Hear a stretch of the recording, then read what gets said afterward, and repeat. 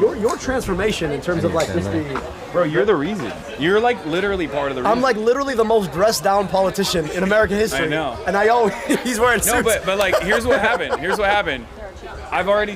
We did all the fucking, I have people come on my stream all the time, but when you were like, oh, let's go stumping, I was like, I didn't realize that was a different thing. It's a whole different thing. I didn't realize that the media would treat it as a whole different thing.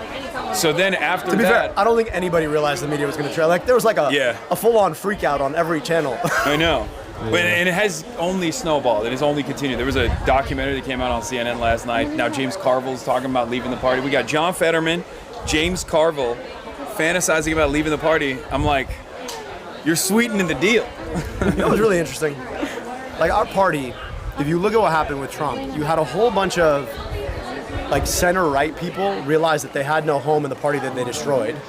And then they all came to our party and trying to tell us what our party ought to be. I know. Then you think about like James Carville, I'm like, bro, you architected the complete right-wing like ascent to neoliberalism in '96. Yeah. And I don't know, like my point is this state is a swing state because of the machinations of the Clinton the Clinton era of politics. NAFTA, exactly. Yep. This is not a swing state, and neither is Wisconsin. I'm so annoyed. Like everyone's always like, these are dangerous states to be making these sorts of decisions on, and it's like these are not. First of all, the decision is being made by the voters. Okay. No, it's fine. The decisions are being made by the voters first and foremost. They're not being. That's why they're chirping, because the party bosses are mad that they can't like control the will of the masses anymore. They can't like dupe people into voting for their hand-selected pick. It's also, I mean, it's just so. Part of me is like, why does anybody still listen to James Carville? He said one smart thing once, which he seems to have forgotten, which is it's the economy stupid. Oh, with that, yeah. I'm like, buddy, is the economy stupid? Like you wonder why people are pissed off. You've got these. Okay, so both parties take money from all the same people to do all the same errands when they get elected, and then no one can afford shit, and then we wonder why everyone's mad. So some of us step in and be like, hey, maybe if we didn't take money from the corporations, maybe we could actually show up for the people, maybe we could actually solve some of these problems. And he's like, well, I can't accept that in my party. I'm like, it's the economy, stupid. Yeah. It's like, look, that's what people have been telling me, that out here in Michigan, there's a saying, you can't spell Democrat without DTE. After Tuesday, we're never spelling Democrat with DTE. Hell no. We're coming after. And then in November, we actually have a Mop Up Michigan ballot initiative on the ballot. Yeah. I can't wait to be on the ballot. I'm like, yo, you can vote for money out of politics twice. Yeah. Right, straight up. So, I think there's an opportunity afoot, which still doesn't explain why you're in like full double-breasted suit. So here's what happened. After they it's hot as hell out here, by the way. I know, but aren't you so hot? No, I'm not hot. First of all, I'm from LA, so I'm used to it. But what happened is, once they started clipping me every day to be like, this guy's a radical, this guy's a radical, I was like, I have to look more presentable for the older audience, my new older audience, and it's been working. Fair. People have been getting their grandmas to watch, people have been getting their grandpas to watch, and apparently when they see me in the suit, they're like, I could listen to that I respect guy. what he has to say. That well dressed, clean looking, clean living gentleman. Yeah. All right. So here's my question for you. Most of the time, you're streaming from your house. Yeah. So you wake up every morning, you put your suit on, and then go into another room of your house. Yeah. Yeah. No, it's fine. Hey man, I love it. I like it. I'm not like there's something nice about putting on a suit. Yeah, I like. There's something like you just you do like the whole cologne and aftershave and everything. I mean, I don't do the aftershave and cologne, but only they don't smell you on their live stream. Yeah, I mean, we're still getting the technology for that. Yeah. If that would do numbers for me. If they could smell me, oh my God, they would go crazy for that. But yeah, I mean, also this is like tailored. So when I realized like, it's true. I was always wearing suits that were just like ill-fitting, and it made it really annoying for me. Yeah, but once I started wearing tailored suits, it's like, this is like pajamas. It feels good, man. It feels great. It is hot. Like I'm surprised, man. I'm impressed. And the other reason is also obviously the Zoran method. Because he used to dress like a New York hipster, and then sometimes he'd wear the thobe, Like our first link up, he was wearing a thobe. That tracks. That's true. And then he all of a sudden went full suit. Yeah. And never changed. You got to do. Look, Malcolm X did respectability politics as well when it came down to switching from the zoot suits to a more traditional,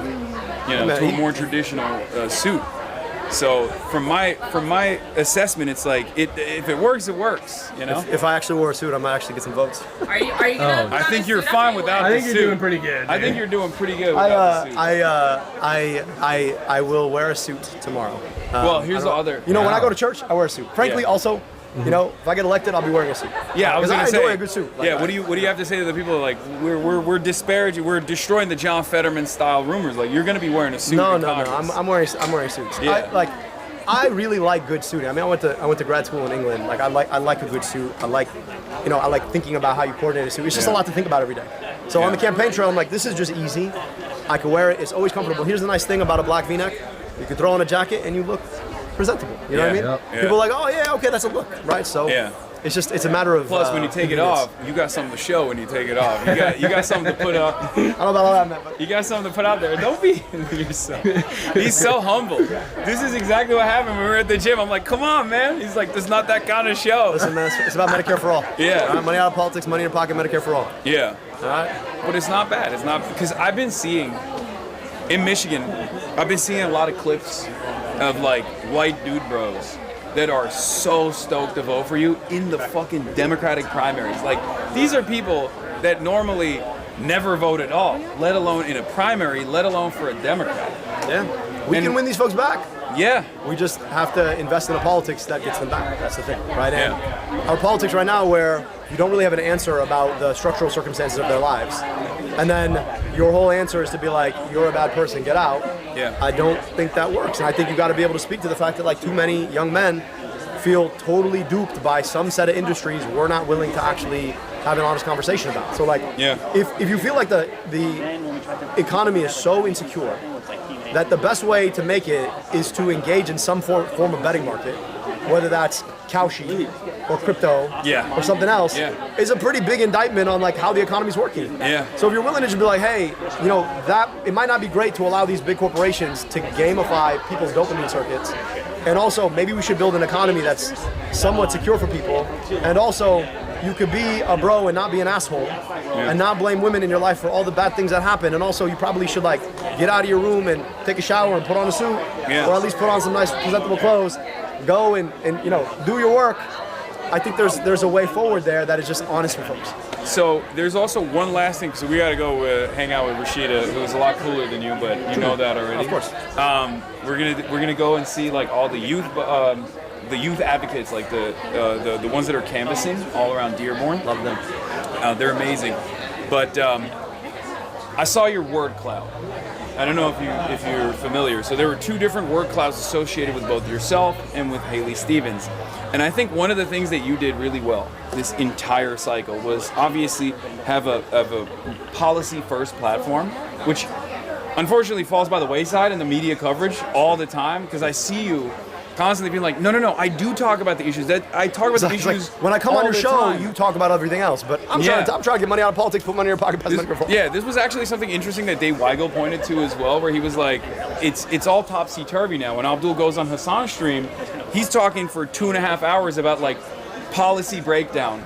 And then when he goes on, you know, a 5-minute, 10-minute media hit on mainstream media, it's all like, oh, Israel, controversy, made-up controversy, manufactured outrage. But the reason why I was talking about the word cloud is because having a policy-first platform and messaging discipline on that has made it so that all of the words associated with you are Medicare for all, money out of politics, whereas all the words that were associated with Haley Stevens, the most salient term that stuck with her was AIPAC. And this is something that I think a lot of other Democrats should take note of. Obviously not in the primaries, because we're good. I'm glad that the establishment is not aware of this, but defining yourself with your policies has played a major role in your appeal, your mass appeal, in spite of the negative attack ads. Well, you know what it is they attack me, and then there's this secondary effect, which is they attack me and they raise my name ID, and then people are like, all right, I keep hearing about this guy, let me look him up myself.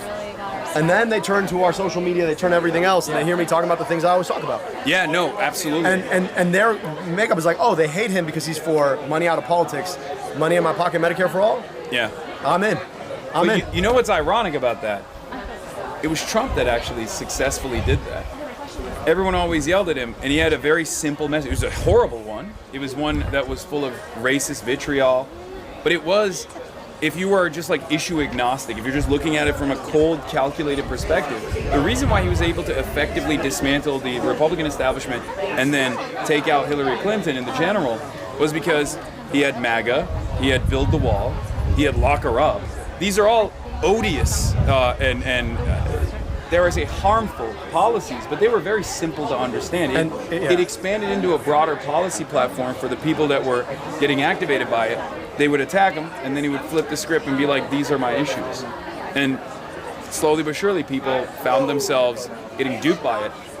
What we have an advantage on the left, as like left populists, Bernie-crats, these insurgencies, is that we have an issue-centered platform. Yep. An issue that's an issue-focused platform that centers the working class. That's the thing, is that, like, you know, a lot of people, everybody's paying attention now, but a lot of folks weren't paying attention 15 months ago when we kicked off this campaign. Yeah. Walking into rooms with like 5 people at a time, and actually having a conversation with people about what it is that they wanted out of their politics.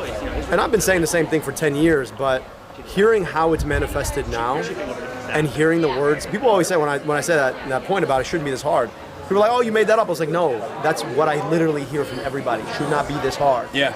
Right? And it shouldn't be this hard for a number of reasons that we can actually address. It's not like the world just made it hard. It's that we have public policy that made it hard. Yeah. And we have a choice about whether or not we want that public policy, and that's what we're trying to address. So. Anyway, I won't take up more of your time. Man. I know people want to Good to see you. talk to you. The Thanks man for of being the here, man. hour. Appreciate of course. you. I'll see you tomorrow. And you know, maybe I gotta go to your tailor. Yeah.